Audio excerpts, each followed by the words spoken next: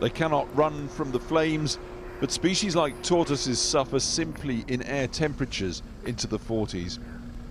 The human cost, rather more obvious, of course. For days now, from Spain through France, Italy to Greece and Turkey, the heatwave goes on. Greece's Prime Minister warning the hard times are clearly not over as it continues. State of emergency declared on the island of Rhodes today. So how do we try and combat this constant cycle of climate crisis and at the same time wean ourselves off our dependence on fossil fuels, so often controlled by, how can I put it, less than friendly countries? Well, part of the answer is surely this. It's heavy.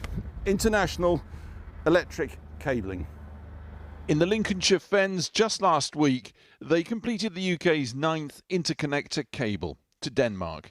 Power here for 1.4 million homes when the UK needs it. Power for Denmark when the Danes do, and we don't. Though Danish homes being better insulated than ours, they use far less energy. When the wind isn't blowing, interconnectors allow the UK to import cheap green electricity from other countries. But conversely, when the wind is blowing too much and we don't have the demand to take up all that wind, rather than curtail that wind, we can export it to those countries where it is needed.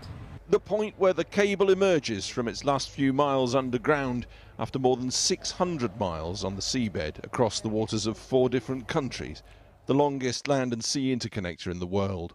Today, just a light breeze at the wind farm adjoining the interconnector plant. So it's part of the answer about what happens when the wind doesn't blow, though we all still need the holy grail, electrical storage, to nail that issue. So it's looking at ways where you can back up the intermittency that's going to become an issue, particularly when at the moment we don't have alternative ways of storing low carbon electricity for long periods of time.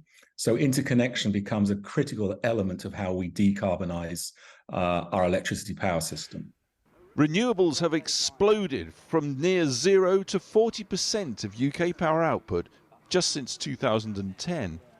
We have cables now connecting our grid to France, Ireland, Netherlands, Belgium and Norway. And seen here laying the latest connection to Denmark. But Ofgem wants to double their capacity by 2030 in a world where demand for electricity will vastly increase by 2050.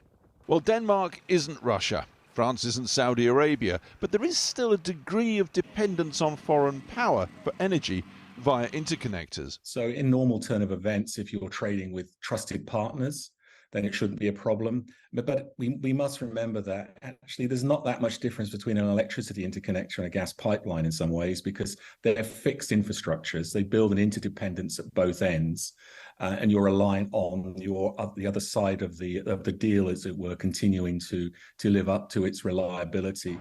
A safe risk, it's argued, for cheaper green fuel in an overheating planet. Of course, we mustn't fall out with the Danes, so don't worry too much about the name. This interconnector is called the Viking Link.